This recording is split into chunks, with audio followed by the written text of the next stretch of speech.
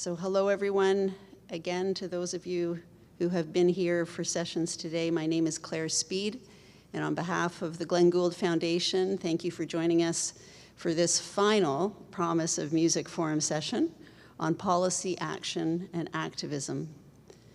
The Glenn Gould Foundation exists to extend Canadian and international awareness of the spirit and legacy of the revolutionary and enormously talented Canadian pianist Glenn Gould by celebrating innovation and excellence, promoting creativity, encouraging cultural diplomacy, and introducing programs that demonstrate the power of music and the arts to transform lives.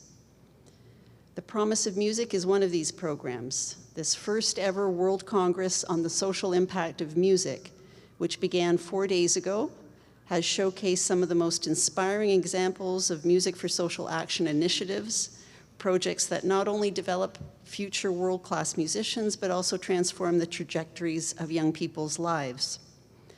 This final forum session, Policy, Action, and Activism, speaks to a reality that most administrators of music and music education programs encounter at some point: the need to justify their existence to government agencies and other funding bodies.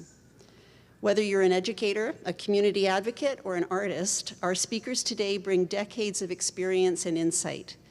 Their work demonstrates how action and activism can influence public policy to keep music and music education programs alive in our schools and in our communities.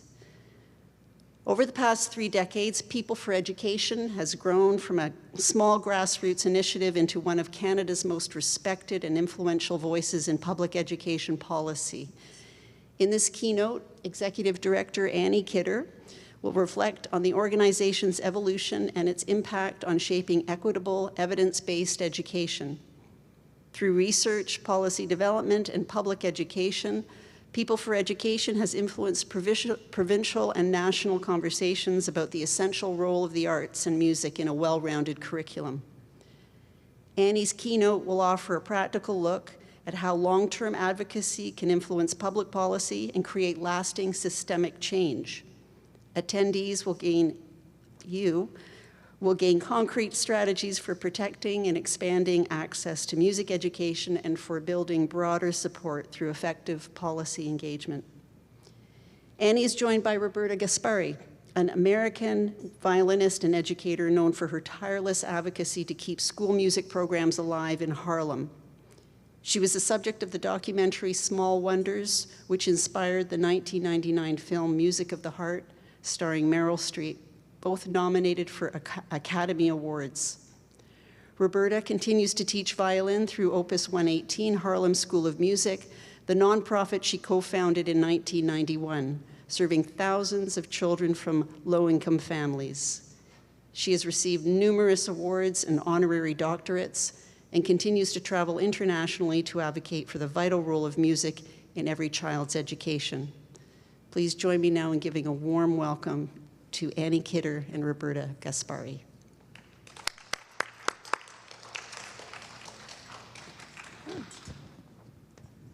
I guess I'm first. Woo. It's so weird up here because I know there aren't very many of you, but we have lights right in our eyes. And I have slides and a clicker that only has one button on it. So if I don't make it work properly, please forgive me. And I'm worried about that big introduction because I'm not sure I'm going to do all those things, but I am going to talk about music and the arts and why they're important and maybe a different way of advocating for them. And I'm really, really excited to be here with Roberta.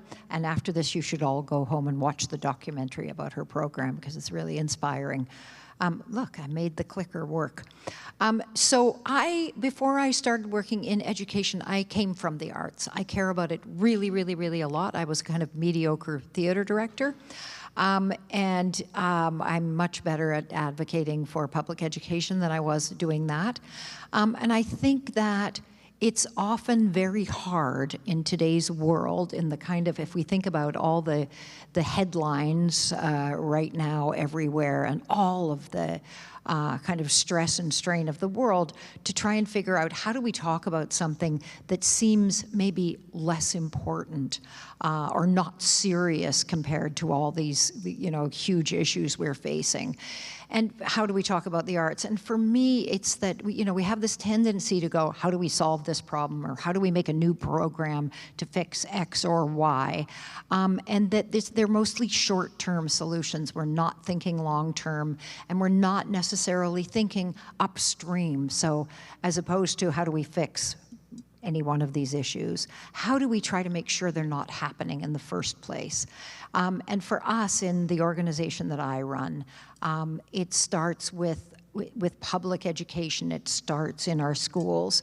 And I'm going to talk about music, but I really wanted to get at that kind of bigger picture context, because I think we were just all talking backstage about cuts to the arts and about how we sort of get this message across. And I think it's really, really important that we try and talk about the world that we live in and how we need to be building, how we need to be supporting our next generations in a different way, and the arts are part of that support. So for us in Canada, it starts with public education. We're incredibly lucky. More than 90% of our kids go to public schools, so it's the place where we have access to all our kids, where we're building, the next generations of society, and where we can build long-term impact as opposed to short-term solutions. And the thing that's amazing about public education is that it has two sort of key big purposes. It works individually, so you're more likely to, the more educated you are, the better quality education you have. You live longer, you're healthier, you're more likely to participate civically, to get a job, to have a good relationship, to feel a sort of sense of belonging in your community. So it has tons of individual bonuses, but it also has a huge societal effect. And I think that these days we forget, again, when we're looking at all the crises, we go, whatever, schools, we don't take them seriously. But the effect on all of us is also really big. So from an economic perspective, societies with strong education have higher GDPs. They're more peaceful. There's more social cohesion. The people are healthier. There's less cost to social services. They're more productive. They're more innovative. So we have this capacity to have this great thing. It's hilarious because I have slides, but they're very tiny, the ones coming next, so I can't quite see them. But so we have this possibility. We're living in this big, scary world. And then it's, for us then, and for me, in terms of thinking then about music and about the arts, and that big, scary world. When I was thinking about this, I was talking to my husband about it. He's an actor, so there's a lot of arts in our family. And he went, oh, well, it should be about, Nero fiddling while Rome burns. And then I decided maybe it should be about how can we fiddle so that Rome doesn't burn. And that's my, this came from Eric. So I think that for me, what's important about music, there's sort of two parts to this. One is all the things you already know. The people here are already music advocates. So it brings, and this is, so I watched the documentary about Roberta's program yesterday, and it made me cry, it made me laugh, it made me happy. It made me filled with respect for the amazing work that Roberta does with kids, for how hard the kids were working. But music, I was at a thing last night where somebody sang a Gregorian chant, and music speaks to our souls and the sort of core of our beings, and it can make us happy and feel peaceful and feel hopeful and feel part of something bigger than ourselves. So there's that huge sort of humanity aspect to music. But then also, there are hard-ass skills that you learn through music. Now I'm going to argue with the research that you just heard, because I think it's really problematic that we end up talking about music and the arts and go, it's important because it makes you better at something else. And I don't think it's important because it makes you better at something else. It's important because it teaches the most important foundational skills for your whole life, for your work, for your capacity to get up in the morning, to take care of yourself, to understand your feelings, to collaborate, communicate, work hard, you know, fail, mess up, pull yourself together and try again.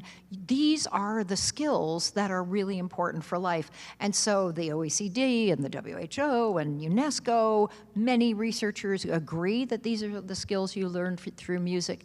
And then what's interesting, if we only care about the big, you know, whatever world out there, business leaders, corporate leaders, governments all also agree about the kinds of skills they need. And really a lot of them are the same skills. And sometimes they're unfortunately called soft skills or non-cognitive skills. But there was just a new report came out yesterday from the Future Skills Center in Canada saying these are the skills that we need now. And I think that, you know, I'm going to talk in a second about the inequity in our schools, but it is really important that we're taking this seriously, because if we're not teaching music and the arts, which allow you to learn these skills, it means some kids, my kids, not because I'm a better mother, but because of their privilege, then have access to the arts and learn all those things where other kids don't. So again, this was me and my scientific way yesterday of going, okay, how do we kind of connect these things? But it's, I think from an advocacy point of view, I don't agree with saying, even though I know other people are saying it, music makes you better at math. It's not that music makes you better at math. It is that music makes you better at everything, music and the arts. And it makes you, I already said this, but it makes you learn the most important skills you can have to live your life. And to get jobs, and to live in a world where the jobs are going to change 9 gazillion times once you're an adult, and that kids who start school now, we don't even know, the jobs don't even exist that they're going to have. But it also teaches you, you know, how to collaborate, how to understand other people's cultures and understand yourself. So for me, that's the advocacy that we need, is to go, music teaches you hard-ass, real things that last forever, and it's really problematic if we don't let all kids have access to that. Now, as an organization, we have done lots of work over the years, and we talk to the media, and we do lots of research, and this is where the advocacy piece comes in. I think it's really important that we have facts, that we have data, that we have information to give to the world. We at People for Education for years surveyed all the schools in Ontario. This year we just launched the annual Canadian School Survey, so we're going to survey all the schools in the country. And it's allowed us to have data. These slides I really can't see. So we were allowed, we were able to track things over time. So this is a slide that tracks what the opportunities are to participate in the arts. And I totally can't read it, so I can't remember what the 3 things are, but to be in a band or a choir, or to be in a performance. And you can see that they, even though this slide only starts at 50%, but it went down over the years. And again, this is problematic in terms of equity and also in terms of making sure kids have access. This next one shows look, I made it, I killed it. Or I can't see them. Oh, there they are. It shows the regional inequity. So if you live in Northern Ontario, you are way less likely to have a music teacher than if you live in Toronto. So those kids in Northern Ontario just go without. It's the same thing when we looked at music programs and compared it to average family incomes in the neighborhood. And again, it's worrying because kids who are already advantaged then have another advantage in their schools, partly to do with schools being able to fundraising. Even music teachers, which shouldn't be like this at all, but this has to do with parents advocating and who has more privilege and more kind of voice. So you can see there's a huge difference between the proportion of elementary schools in Ontario who have music teachers. There's a huge difference in terms of low-income schools and high-income schools. Oh, right, now I can't see the next slide, so it's going to be. So for me, and I want to keep this short because I want us to be able to talk to Roberta. It has to do with the importance of having real data, being able to explain why it's important, and also being able to link it to what kind of world do we want to live in, how can we make sure everybody has an equitable chance, and how do we use all the tools that we have access to. And for me especially, it's telling the story to the media. For us, there's been a lot of push over the last few years to talk about we need to go back to basics and thinking about schools as places where, there's kind of training and that idea of basics. And for us, it's about the new basics and that we have to be thinking that way. And we have to understand, back to all those skills you learn through the arts, that it's serious. It's serious, it's lasting. The new basics are these, and these are the things that there's huge agreement. This is what's important. The kids have to be able to keep on learning for their whole lives. It's a foundational necessity nowadays if we think about AI and the way the world's changing. So learning to learn and all of the components of that is one of the things you learn through the arts.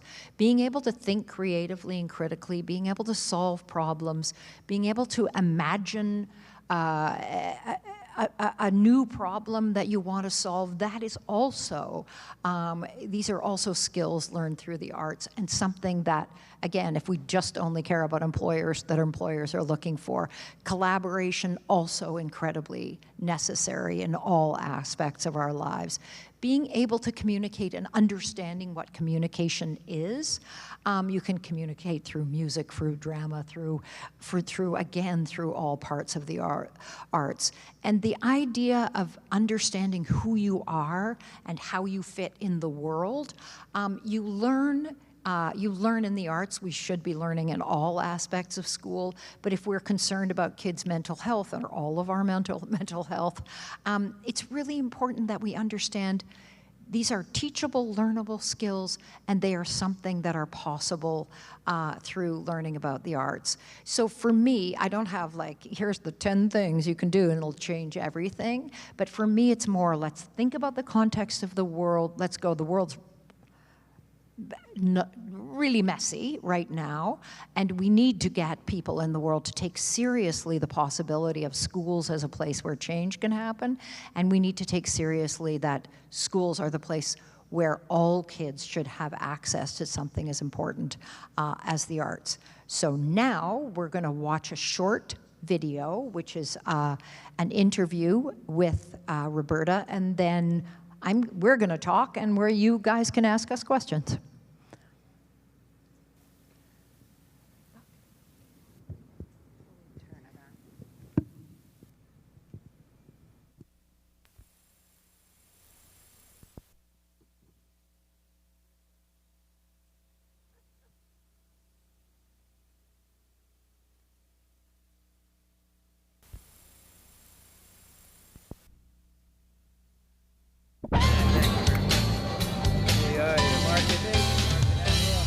There's a new movie opening later this month called Music of the Heart. It stars Meryl Streep and tells the story of a dedicated teacher in Harlem.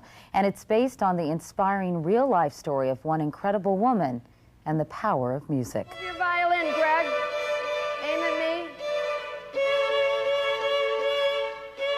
On 116th Street in New York City's East Harlem, children are learning to play the violin. I want very smooth bows, you kids that are not beginners. Very legato. Since 1980, Roberta Gaspari has taught hundreds of children who have come to love the sound of their own instruments. It's fun the way you just play the song and the way it sounds and that you can play it. Just makes me feel happy. And Ruben?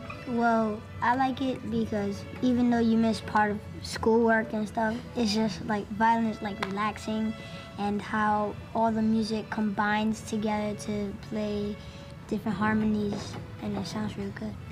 When you play the violin, it feels so good. It feels like you're in a whole different world. The violin has taken these children to whole different worlds away from the streets of Harlem, where life is rich in musical tradition, but often poor in opportunity. It's taken them to Carnegie Hall, to an NBA game at Madison Square Garden. But best of all, to a place where they feel anything is possible. You get excited and you feel like you can do anything. Jose Rojas knew he wanted to play for Roberta when he was just 5 years old.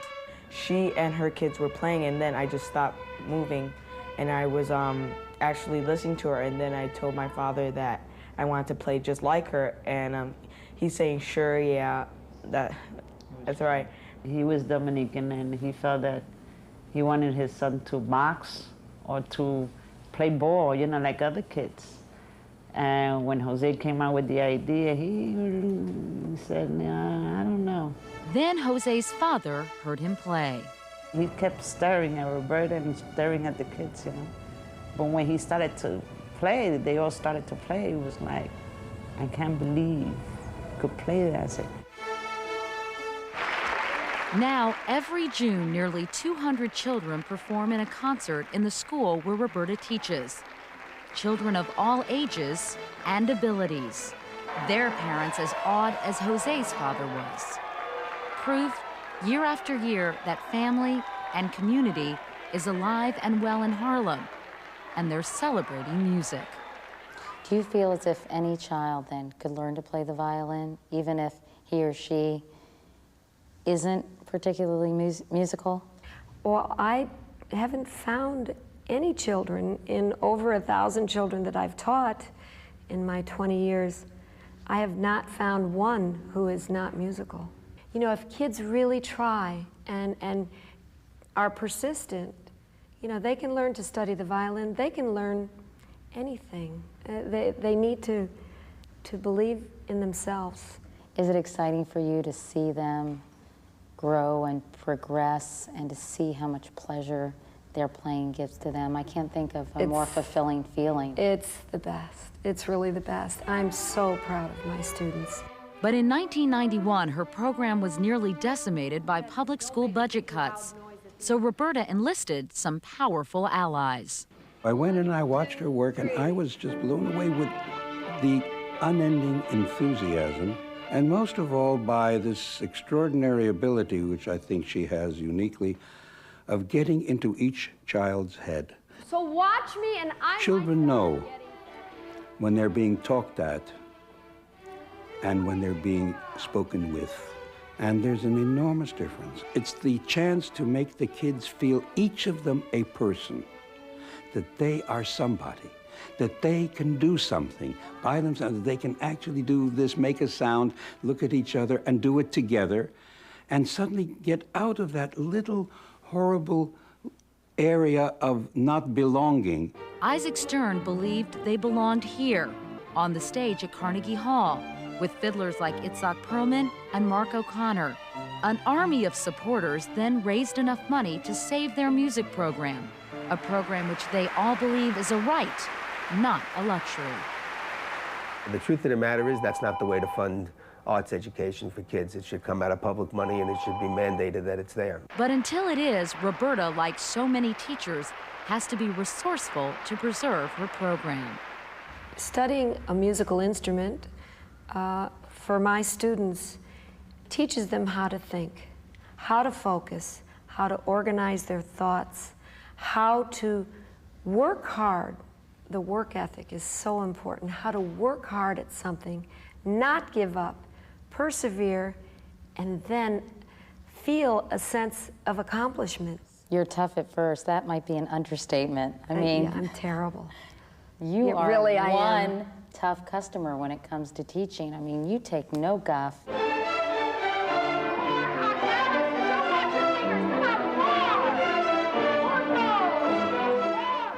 She's a nice person, but strict sometimes. She's always telling you to have your bow relaxed, look at her, have your belly turned this way, fix your feet, and be sort of relaxed and concentrate at the same time. Roberta's sons agree that their mother can be intense and demanding, that she still sometimes drives them crazy. In fact, they both chose different instruments to escape her scrutiny. I missed my entrance. Okay. Sorry. One more time. But she never expects more from her children or students than she does of herself. Now her 8-year-old daughter Sophia is playing too, and she says it's not easy having her mother as her teacher. What about practicing your violin this week? Are you going to really? Yeah. She's the same mother as she is teacher. Definitely. She's very hard on her students, and she's very hard on us, but I mean, it pays off, I think, in the end. She requires them to really give everything they have when they're working with the violin, and it ends up rolling over into everything else that these kids do. Roberta's own children grew up in East Harlem, and the discipline and joy of music has rolled into everything they do. Nick is becoming a respected professional cellist. Lexi still plays the piano, but is about to enter medical school and hopes to be a doctor in this neighborhood one day. Hey, no guns! And now their mother's story has been made into a movie called Music of the Heart, starring Meryl Streep, who was inspired by a high school music teacher of her own and the students whose lives Roberta has touched. They're not going to be concert violinists, but they know that they can attack the toughest things in life, and they'll find a way through it. And they're disciplined and they're inspired. Their lives have been opened up to music that they may not have known about, and all of that enhances a human being and their potential. And the violin is the closest instrument to the voice. It's the one that sings closest to the voice. It can think of possibilities of life. And each child will learn either through the musical instrument or through another discipline how to look, how to feel, how to touch beauty. And that's what makes the difference. It is 8:47. Up next, we'll go outside to see artist Charles. It's so amazing to watch that, Roberta, and watching the documentary Small Wonders, which I highly recommend. So when you watch that now and you think about the big messy world, do you think about, like you describe in that interview, these are the skills you learn, and do you think about that when you're teaching kids about the connection to this is going to help you in your life?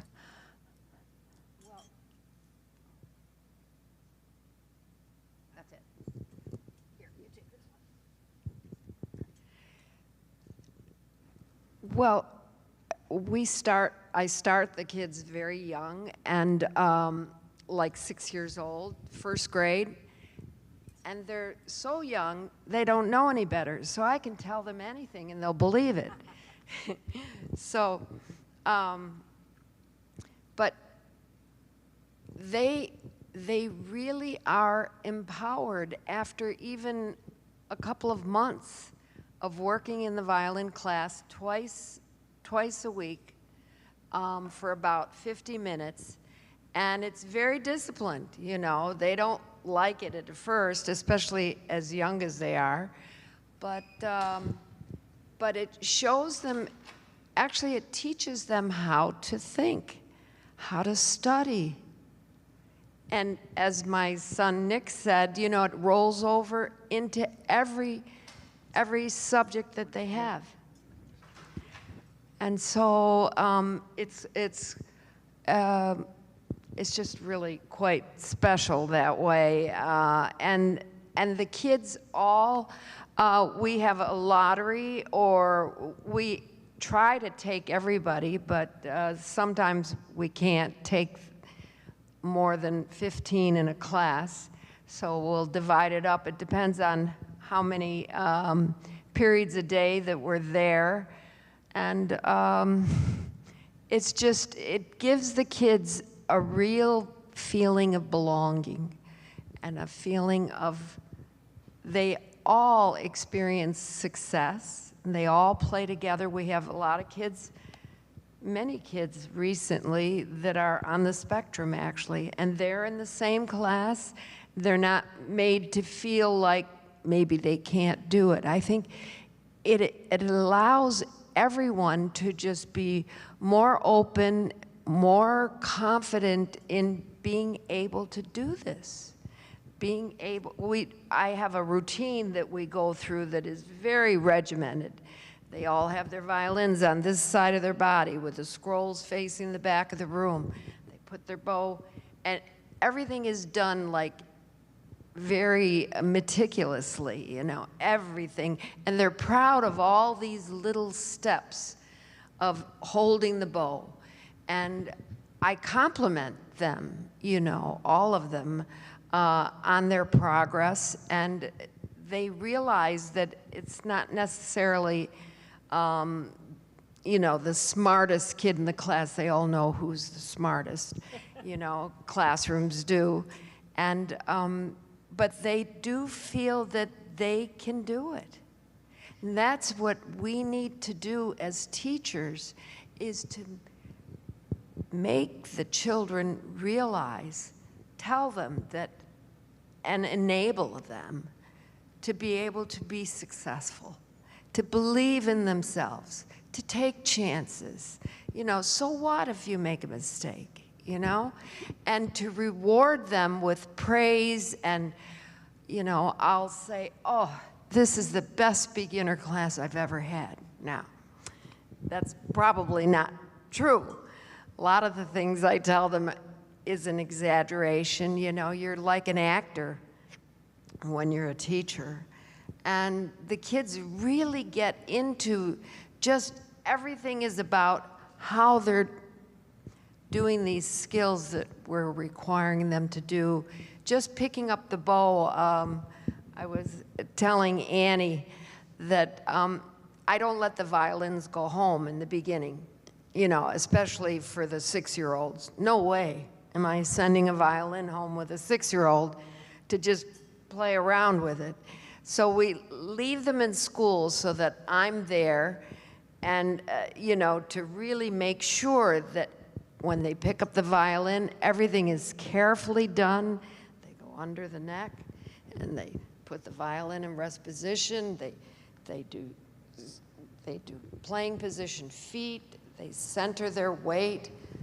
Violin is under their arm, and they pick up the bow. They put it in their belly, and then the bow grows. When the violins finally go home, like around just after the holidays, we start at the beginning of October with the violin classes.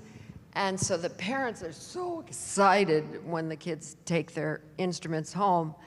And so they get all set up, they open the case, and no one's allowed in the house to touch their violin. That's their violin, and they have to take really good care of it. Not even the parents, unless, of course, the parents are violinists. So they have ownership, and they're so proud of that violin. So they put the bow in their belly, they reach out with the bow, and they helicopter. You know, I have all these silly words or images that I give to the kids, and they set up. They look like they could be, you know, on the marquee of Carnegie Hall. They look beautiful, and they stand there. The parents, grandparents, brothers, sisters, they're all waiting. And then they put the violin in rest position, and they take a bow. And the parents are like, what in the world? You know, but that's what I'm, you know, I try to make every little thing really special, that when they do pull a sound on the violin, it's a beautiful sound.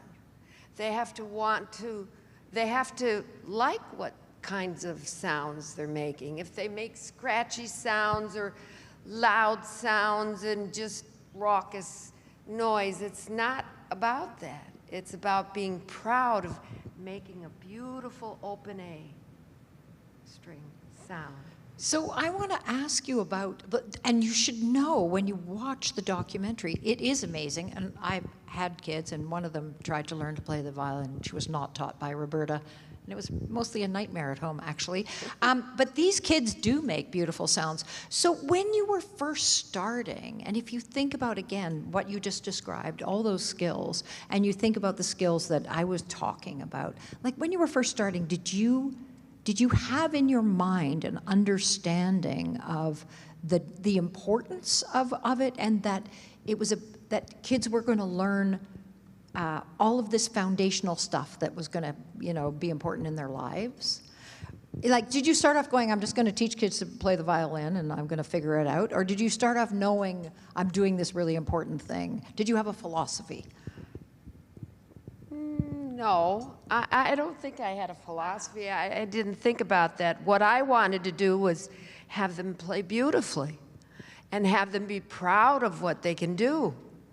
And I mean, it's so empowering that when we put on, at the end of the year, all the kids play in a concert. Now, they're not playing, they play all together, even with the more advanced children, who are really playing Bach and things, and they're older. But basically, I'm teaching kids in the elementary school. After school, I do have ensembles that are more advanced, and the kids come back from middle school and high school to be in these ensembles. But the children are just, see, I lost it. No, it's okay.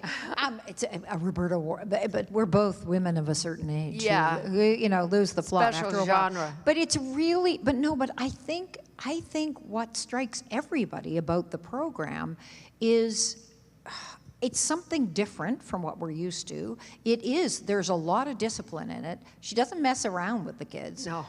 There's a lot, it's fierce too. But I think I'm trying to get at whether or not in your mind and with the kids you're going, I'm teaching you violin and I'm teaching you the skills you need to be a human in the world. No, of course not. No, Yeah. of course not? No. I mean, I might be doing that, Yeah, but but I'm it's- certainly not thinking about it. No, well, that's interesting. My thoughts are, and I had one of my students who's now 40 years old. Mm-hmm. She said, when you're in that violin class as a child, and she teaches now, that's all Roberta makes you really think about. That's all you can think about right then. You're focused on doing the best possible, whether it be holding the bow, the best you can be yourself. And you're responsible for yourself. You're not watching the child next to you, and there's 15 kids in the class. It takes us 2 weeks to open the cases. So I guess, maybe people have questions in the audience too, but I think that the other thing then I wonder about is, it has to do with the equity question. So has to do with, again, when you started or even now, I don't even know how to ask this question. It has to do with, I already have the answer, like, don't you think it's really important that everybody has a chance to do this? But that somehow that it's problematic, and more problematic as funding gets cut to the arts, that then only some kids get access to these kinds of programs. And normally, more privileged kids do because they're not, necessarily in public schools. Is that something you're thinking about? But I'm only teaching in the public schools, so they're all equal in that respect. And it is in East Harlem, and I've been teaching now in those same schools, the schools that my 2 sons and my daughter Sophia went to. And for now, this is the 45th year that I'm doing the same thing. And it's interesting that I really enjoy teaching. I really love teaching, and it's very, very rewarding, and to me and to the kids, and that the equitability, is not something they think about, because I have some kids can't even speak. I have a couple of kids that are you know, just now starting to mainstream into regular classrooms from maybe a kind of you know, like a special education class, education situation, who won't talk after the violin class. So many of any teachers that have been there more than a year, they all want their students to be in my violin class.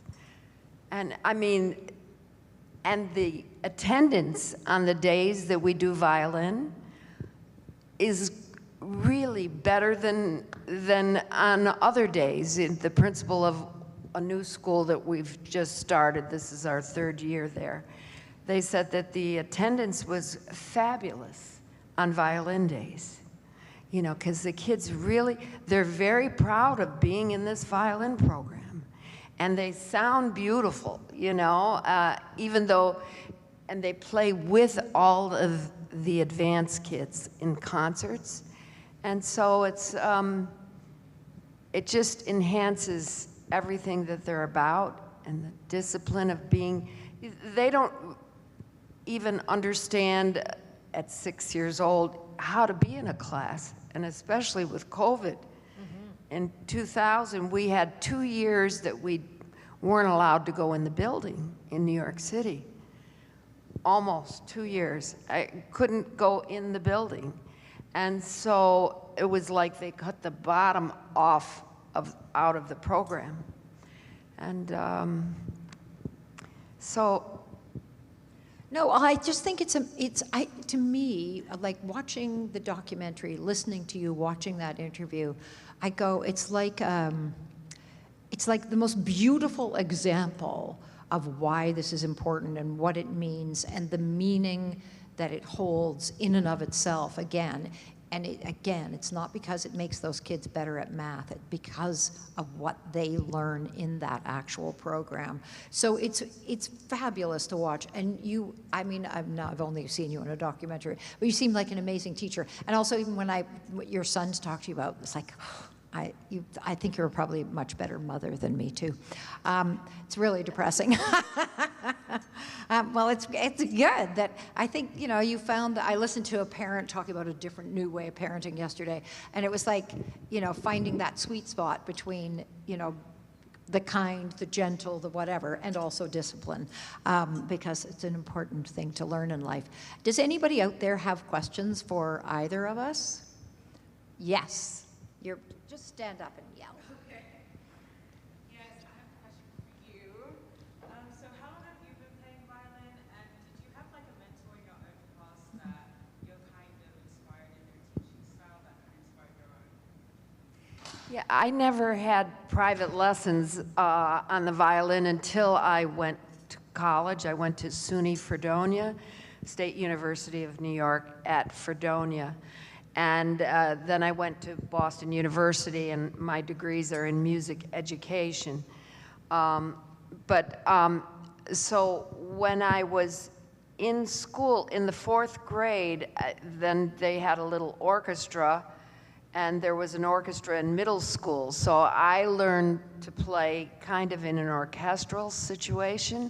And I've always wanted, I mean, I wished I could have had private lessons, but my family could never afford it. I was the oldest, and I'm old. So being the oldest child of, 4 kids, and I had 2 brothers that were younger than me, I was lucky that I was able to go to college, to afford college, and that's. So part of the question was also, did you have a mentor? Yes. So in terms of that journey, yeah. Yes, Willard Mathers was my orchestra teacher, and he, in the 7th grade, we changed schools for middle school. So I went elementary school 4, 5, and 6 in elementary school. And then in 7th grade, I decided it was embarrassing to carry the violin to school because I was too cool, So I used to have my brother, younger brother, carry the violin to school. when we would walk to school. And I put a note, I decided it just wasn't cool enough for me to be, I wanted to be a junior varsity cheerleader, and I wanted to keep my nails long. And I do tell the kids these things, you know, when they come to me now, they have all these long nails, you know, and I'll tell them this story. I put a note in his box, Willard Mathers, and I said, I can't believe I did this. I said, good luck with the orchestra. I was the concert master of the middle school orchestra, and I told him, good luck, but I'm not doing it anymore. You know, I want to grow my nails, and boy, I was pulled out of that first period class practically by my ear, you know, and he said, and he was wonderful. He conducted the Syracuse Symphony Orchestra for a while, and he also was a trombonist. So he was my main violin teacher and mentor, and what a wonderful teacher he was. I couldn't wait to go to school and be in orchestra. I couldn't wait. It was so. And did he convince you to cut your nails? Of course, yeah. He said that doesn't mean anything, you know. Yes, he did. And he said, just stay in violin, you know, just give me 6 weeks. And he wrote songs like Hello, Dolly, you know, and he had a singer, and he brought in trombone players, you know, Hello, Dolly, da-dee-da, you know, a real jazzed up version of it, and with a trombone, and it was the coolest thing to be in orchestra. And it was just so exciting. It was thrilling, and it's something that all kids should experience. I mean, the joy of performing in a group, and whether it be chorus or particularly instrumental music, it's as exciting as riding, you know, going to an amusement park and going on a ride, you know, so thrilling. And he made it that way. And he arranged music that we were familiar with, and he'd have a singer, you know, he'd find out who really is a good singer. He did just orchestra in the middle school and orchestra in the high school, and he would bring me to the high school orchestra for their rehearsals. Oh my God, I couldn't believe it, that I was part of making such wonderful music. And music just allows you to really, allows the teacher even to educate the hearts and souls of these kids. So I have a question about that, because you know, and again, there's lots of artsy people in my family, and there's one thing to go, I'm going to learn this thing and I'm going to be a violinist, or I'm going to be an actor, or I'm going to be, and that's, you know, that you feel like success then is, and there's the joy of the experience in the moment of playing the violin, of being, you know, performing in a group. So when you were, you know, progressing through, did you hit a moment where you went, I want to teach? Was there, it's like, because there's this, it's a hard life being an artist. And again, I was a mediocre theater director, and sometimes I'd go and, you know, I'd cry every day on the way to rehearsal going, you're doing a terrible job and you're really bad at this. Luckily, I found something I was better at, but it's an interesting thing, the difference between I love this creative process, and I want to do it, and I don't care so much about being a star as how much I love the creative process. So I'm wondering for you, when you decided that teaching, which you're obviously extraordinary at, was there a process for you to get to that point where you went, I want to teach? When I was really little, I used to teach everybody. Yeah, no, I've always wanted to be a teacher. And my father he was a kind of an artist, but he was a furnace mechanic. And he, anyway, he said, well, you should be an art and music teacher. In those days, you know, when you're a music teacher, they think you can play all the instruments. Like my degree in music education, it's like you're a jack of all trades, you know? And it's like, I only know how to play the violin. You know, I don't play the cello. I don't play the piano.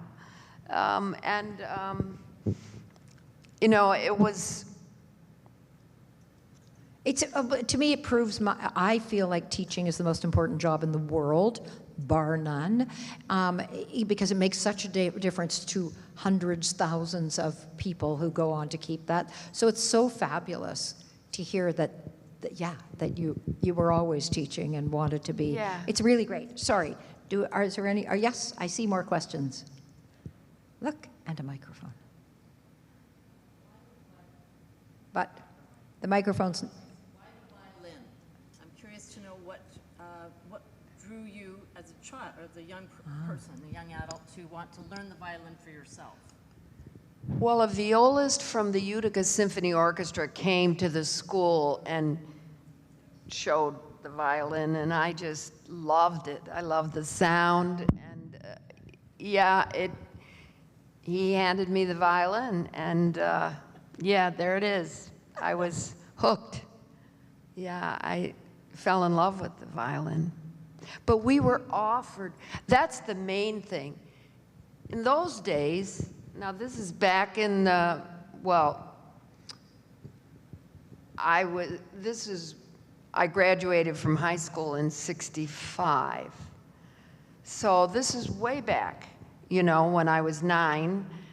And it just,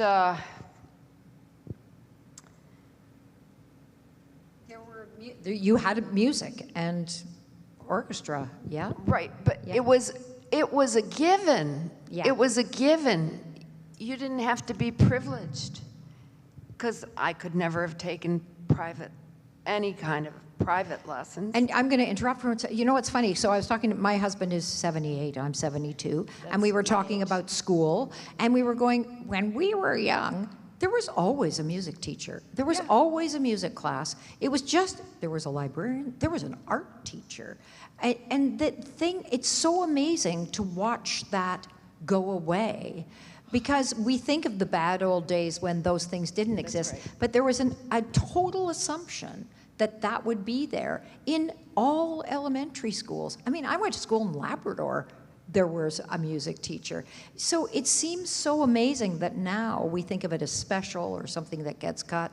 And I don't know what happened to the world that we decided it wasn't part of school. And even, I happen to know way too much about the history of public education in Canada, but even at the very beginning of public education in Canada, the original founders of it, they also went, the arts, music was incredibly important to them. So it was assumed as part of school, and kids, yeah, you got to learn, and I learned to play the flute, you know, and now it isn't assumed anymore. So it's a kind of an extraordinary change.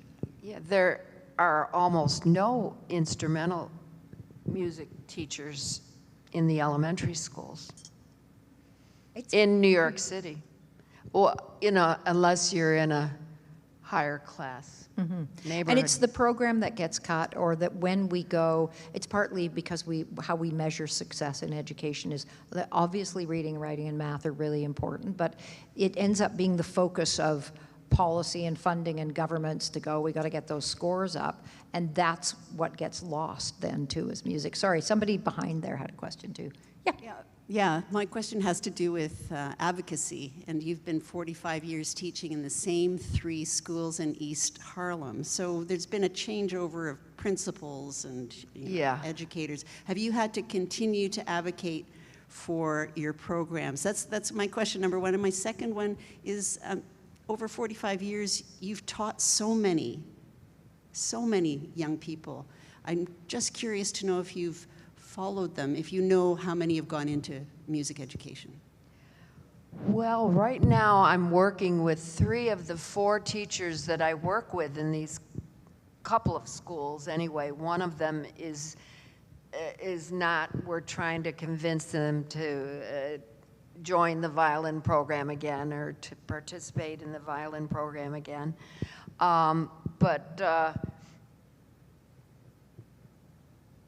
Do you have to convince the principals of the new ones that come in over and over? Yes, Yeah. and it's up to them whether or not they want to allocate the funds or that they have the funds to pay for the teachers. And so 3 of the 4 teachers were my first graders, you know, back in the day when they were in first grade. And now they're teaching with me. One has a doctorate and the other 2 have a master's degree in music education. And they're wonderful teachers right from the community. You see, it allows instrumental music, and chorus does too, but instrumental music is what I'm familiar with mostly. Just allows everybody to be a part of this program. And I just want to say I changed the slide because this is a picture, and it happens in the documentary too. So you explain what this is a picture of. I have one of the best ways to get kids to practice is to tell them that if they learn the national anthem and they can play it beautifully and in tune and with a beautiful sound and by memory, they can go with me and play at a Knicks game. We play the national anthem. We've done it like 5 or 6 times with all these huge basketball players that are there. I mean, giants, and we're like little shrimps in comparison. And we go to Madison Square Garden and play the national anthem while the players are at ease, you know, with their hands behind their back, waiting for us, you know, to play the national anthem, which we have a gorgeous arrangement of 3, it's in 3-part harmony. And we march out, 50 kids. And some of them are just in, you know, not very old. You know, they're 3rd, 4th grade. And they march out, and I'm in front of them, and we play that national anthem. And when we walk out onto the court, everybody's snickering a little bit, you know, kind of laughing. What in the world? They look like little, it almost looks like a joke, you know? And then the audience, they're rowdy. This was actually, we played at a couple of playoff games. The Knicks were really good in the 90s. And so once we started, and the kids sounded great, this beautiful arrangement, it was like a Bach chorale of the national anthem. We played it. The whole audience, well, I don't know, do they call them audiences? All the fans, it was a packed Madison Square Garden, was like they hushed. And you could hear a pin drop. That's what the guys who sold us popcorn and stuff up in the nosebleed section told us. They said they'd never heard Madison Square Garden so quiet once we started playing. And then, of course, I milked it, you know, in the end. Dum-dee, dum-dum-dee. And the kids are all frozen. They're watching me. Bum, bum, bum. You know, really drew it out. They didn't even say a word. Usually they clap like crazy to get the game going. Not a word until the last note. And then we freeze at the end, you know, so for drama.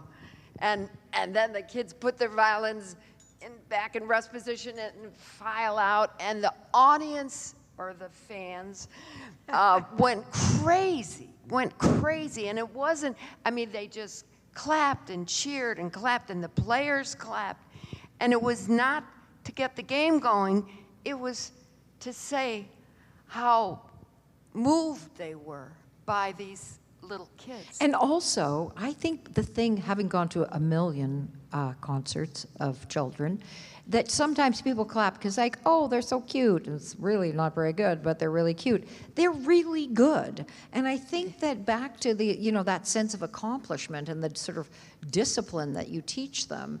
And you talked about it. It's like, no, they have to be in tune.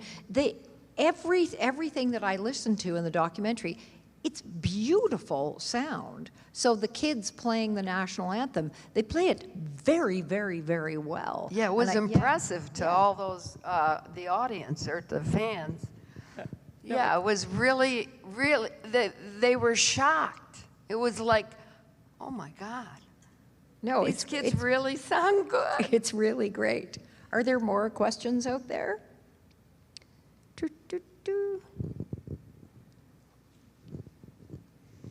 So we need music teachers, music specialists. We need to promote starting kids on instrumental music for little kids at age 6.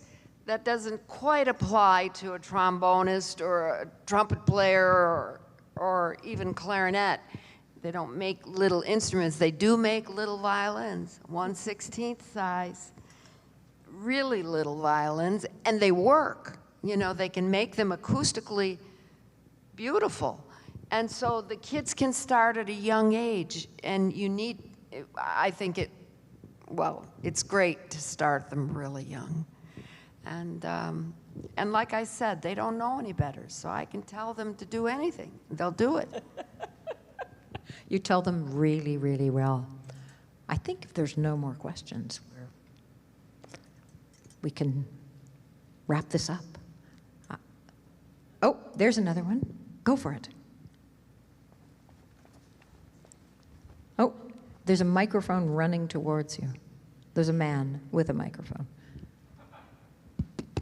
I don't really have a question, but I have a comment, because what I'm feeling very moved about is the idea of not private lessons, but group lessons, because I think it's less intimidating for a child. I don't think as a child I would have wanted or carried on with violin in a private setting, but to have done it in a group setting like this, and then the cherry on top of being told, you know, the outcome of if we do this and we do this well, then we're going to be performing at Carnegie Hall or whatever.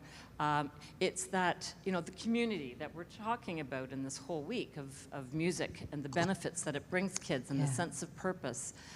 So, you know, I'm really sold on the idea of you know, music in the classroom or having group music lessons, not just the, you know, having a teacher just teaching one child at a time. So my hat's off to you. I think it's a fabulous idea. Yeah, and also it just gives the kids a real experience of being successful. You've got to let them know you believe in them. You know, I tell them, you know, you're working with a really good teacher. I know what I'm doing. I've been teaching for, sometimes I tell them 100 years. It won't be long. And that they will be successful. They'll be able to play. And they're, you know, they're inspired, as Meryl Streep said, in a way that, you know, yes, I can do it. Even kids that are difficult or have difficulty learning, it expands what they can do and what they will try and how they want to be a part of the group. Again, I can't do refined and really play in tune and all this posture stuff with a classroom of 30 kids or 30 kids playing heterogeneous instruments at the same time as beginners. That's not going to work. So it's all violin class that I teach, and I'm teaching with teachers now that have gone through the program and know its value and what it's done for them. And, you know, just believing in those kids. They need to know you believe they can do it. And then they believe it. You know, they really believe it and they really try. And I'll even say to a child that has been struggling with sort of the discipline of being in that classroom, and I'll say, you know, I never thought that Jeremiah would be able to do it. I cannot believe what I'm looking at. Look at the way he's holding that violin. All the kids will turn around and look at Jeremiah. He's there standing like an angel, you know, holding that bow so beautifully. And I'll say, I never thought he could do that. Can you believe it? And they all agree. This is an amazing thing that he's doing, because he's all over the place in our first grade classroom, you know.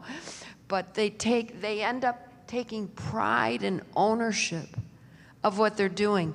And you have to, like, by example, be passionate. Tell them how excited you are and how proud you are. Look at Jeremiah. Can you see anything that we need to fix? And one will say, well, I think his pinky isn't curled on the top of the bow enough, or his thumb bump isn't ready. But a lot of times I'll tell them, say one good thing that really looks good, or one thing that you think is really nice that you can compliment him about, and one thing that you think might need to be a little better and will help his sound. And so I'll go around the class and they'll say one good thing and one thing that needs to be improved. And so just being open with the kids and telling them the way it is, and telling them that you believe that they can do it. And to add to that, I think that in terms of, you know, what you talked about learning in a group, that then you're saying, A, all the group is involved with everybody else in terms of how the learning, but also then they get to experience that incredible joy of making a sound together.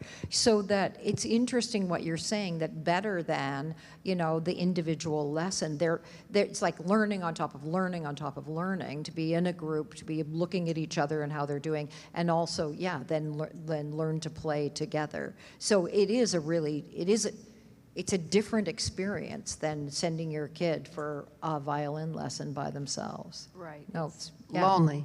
Yeah. Yeah. No, and a little scary. It's true. At the end of the year, we have this big concert with, you know, maybe the 3 schools come together and we get a big venue and they all play together. Even though they might not be playing with the left hand, they're just holding the wood of the violin, like in that picture that, oh no, she has her hand out there. But they have nice bows and they're playing all together, and I get parents who come down the aisle at the end of the concert and they're like, you know, especially fathers with tears. You know, they're so moved that their kid is a part of this beautiful concert. So it's great in the Katie Couric interview that they interview the parents of the kid, and she said, my husband, you know, it's like boxing America. Or whatever would be, but it's fabulous. In the documentary, you go into their house and you watch that kid, I can't remember his name. Jose. Yeah. You know, Rojas. play, and his mother, and it's a fabulous kind of dynamic. And you're right about the great kind of pride of, you know, the kid playing, yeah. And he's wonderful to watch learn, and watching them when they're so little. And you really have to see it, because one of the things that really amazed me is how it's very physical, the teaching. So Roberta teaches them first all about their bodies and all about how to stand, how to hold, and everything has a kind of, there's there are very clear steps that you take. And it's wonderful to watch, because you can see how you would end up then being able to play from that kind of physicality. It works. Yeah.